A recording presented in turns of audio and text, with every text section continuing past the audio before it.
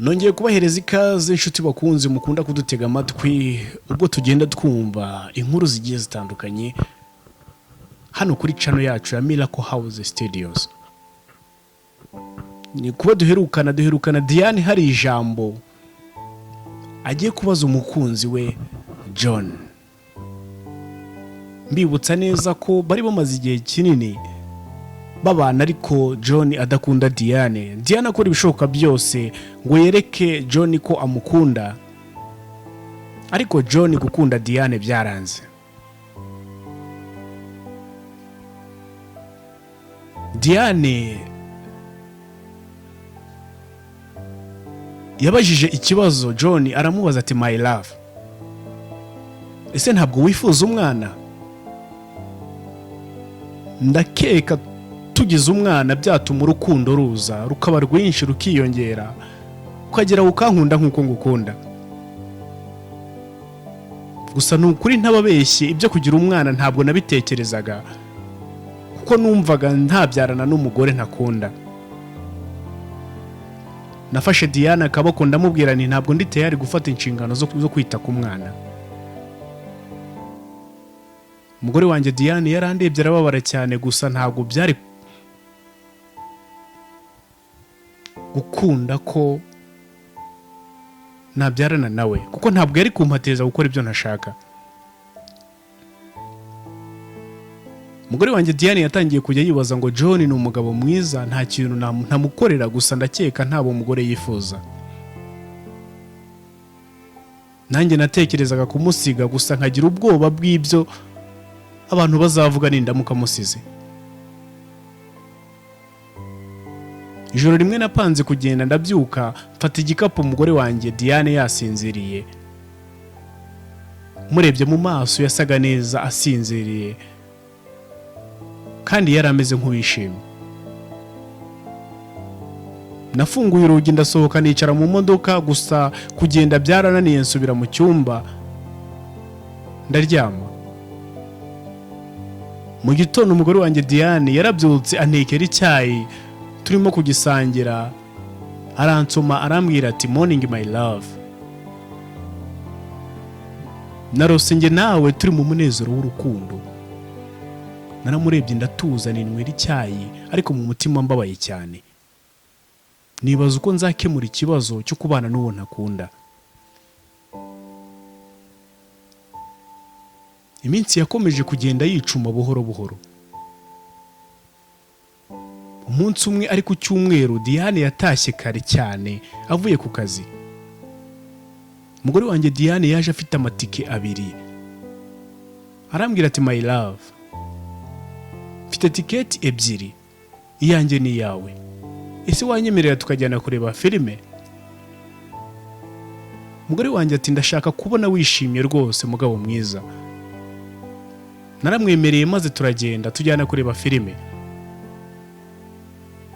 Twagezeyo kureba filime nziza rwose. Diane amfata ukuboko akazajya aseka cyane rwose yatwawe na filime, bigaragara ko yishimye cyane.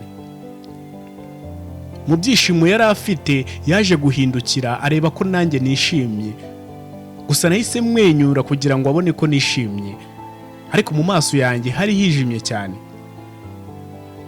Turangije kureba filime yambajije niba byari byiza. Nanjye ntibyari byiza cyane, ariko mu by'ukuri muri nge numvaga nta birenze, ahubwo birutwa no kuba nari kuba niryamiye. Ntibyatinze twaje gutaha. Tugeze mu rugo umugore wanjye Diane yaje kuntekera icyayi arakimpa turanywa. Ubwo twarimo kunywa icyayi mu ijwi rituje yarambwiye ati John, nukuri ndagukumbuye cyane rwose. Amagambo y'umugore wanjye yambwiraga ntago nayitagaho. Uko yarushagaho kumbwira ko ankunda niko narushagaho kugenda mbona ko arimo kumbangamira. Naje kwigira inama yo kugenda nkajya kure aho nazongera kumubona. Ntabwo byatinze byaje gukunda ava mu gihugu njya mu kindi kugira ngo nawe mbe muhunze kugira ngo basi nishime nawe azishime.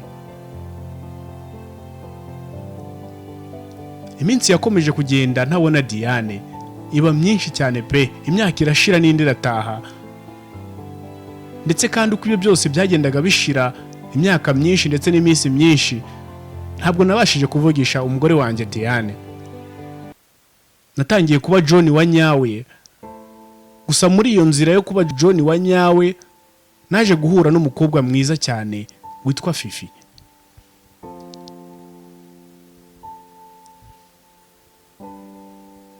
Uwo mukobwa nawe rwose yari mwiza kuko we numvaga mukunda kandi nkabona nkunda cyane. Ntabwo byatinze naje kumugira inshoreke rwose, aho umugore wanjye wa kabiri tuza gukundana rwose. Ariko mu rukundo rwacu naje kugiriramo ikibazo. Umugore wanjye Fifi ntabwo yabyaraga, ariko mu by'ukuri naramukundaga cyane kandi nawe yarankundaga, tukumva nta kibazo.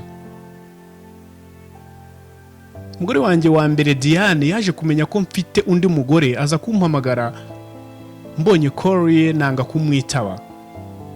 Gusa yaje kunyoherereza message ambwira ko yumvishe ko nabonye aho kwishima. Ansabira umugisha ngo Fifi basi we nzamuha urukundo kandi ko yishimiye kuba narabonye uwo nkunda. Uko iminsi yakomezaga kwicuma, naje kugira ikibazo cyo kurwara amaso. Aho amaso yanjye yabaye ikibazo gikomeye, bigera naho muganga ambwira ko kugira ngo nzongere kureba byansaba ko mbona uwo duhuje amaso akampa rimwe. Birumvikana ko amaso yanjye rero bagiye kuyakuramo. Birumvikana ko ntabonye umpereza amaso cyangwa se umpereza ijisho rimwe, nari ngiye kuba impumyi. Ibyo sinabitinzeho kubera ko nizeraga umugore wanjye wa kabiri witwa Fifi. Nizeraga ko dukundana cyane, nahise mbwira dogita ko nta kibazo kirimo, ko uwampa ijisho ko yaboneka. Mubwira ko mfite umugore mwiza unkunda cyane, ko yiteguye kumpa ijisho rimwe. Gusa uko nabitekerezaga, dogita yatumijeho umugore wanjye Fifi amubwira ko ikibazo kimeze. Gusa Fifi uko namutekerezaga siko byagenze. Yanze kumpa ijisho. Icyizere cyanjye cyose cyahise kirangira. Numva ndababaye cyane, nicuza impamvu namwizeye. Ntibyatinze umugore wanjye wa mbere ari we Diane yaje kumenya ko narwaye. Afata indege ava mu Bufaransa aza kunsura kwa muganga. Nkimara kumva ijwi rye aho nari ndyamye kwa muganga ageze ku bitaro, nahise mbwira dogita ko ntashaka ko aza kundeba kuko numvaga ntashaka kumva impumuro ye rwose. Diane yaje kwegera dogita nuko amusobanurira buri kimwe, nuko Diane araturika ararira. Abwira dogita ko yamusuzuma akareba niba amaso ye hari icyo yamara. Dogita mu gusuzuma asanga amaso ye yabasha guhura n'ayanjye. Dogita bibwiye Diane arishima cyane. Ashimishwa nuko amaso ye ahuye n'ay'uwo yahoze ari umugabo we. Wakwibaza uti ese hakurikiyeho iki? Diane yasabye dogita ko bajyana muri office bakaganira. Bagiye kuganira, Diane abwira dogita story ye yose. Diane: nasabye dogita ko namuha amaso yanjye yose, ariko ntazabwire John ko ari njye wayamuhaye, kuko ngo amenye ko ari njye wayamuhaye John ntabwo yari kuyemera. John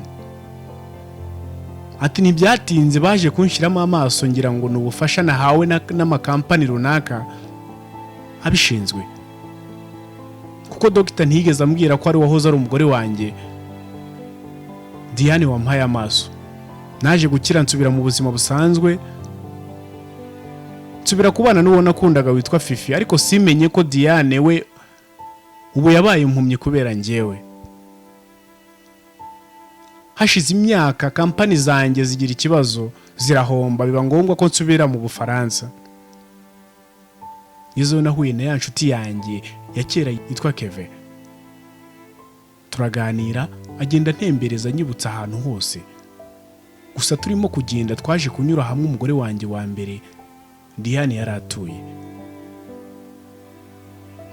Mpageze ndahibuka ngira amatsiko yo kumureba no kumusuhuza. Mpagize nsanga yabaye impumyi. Mbajije uko byagenze bambwira ko yagiye hanze ari muzima akagaruka baramuvanyemo amaso. Nahise ngira amatsiko yo kumubaza akimara kumva ari ijwi ryanjye araturikararira ati my love, ugarutse mu rugo? Nanjye nti yego. Mubajije uko byagenze ambwira ko yaje kunsura, dogita akamusobanurira uko nari imeze, bituma atanga amaso ye kugira ngo nkomeze mbe muzima, mbeho nishimye kandi mbasha kubona. Nkuko nabivuze mbere, mama ye yarambwiye ko urukundo ari ukwizera, kwihangana no gutegereza. Ntababeshye nahise ngira emotion, ndarira, numva uwo nangaga mukunze cyane. Nkuko nabivuze mbere, mama ye yarambwiye ko urukundo ari ukwizera, kwihangana no gutegereza. Ntababeshye nahise numva amarangamutima andenze maze ndarira, numva uwo nangaga mukunze cyane.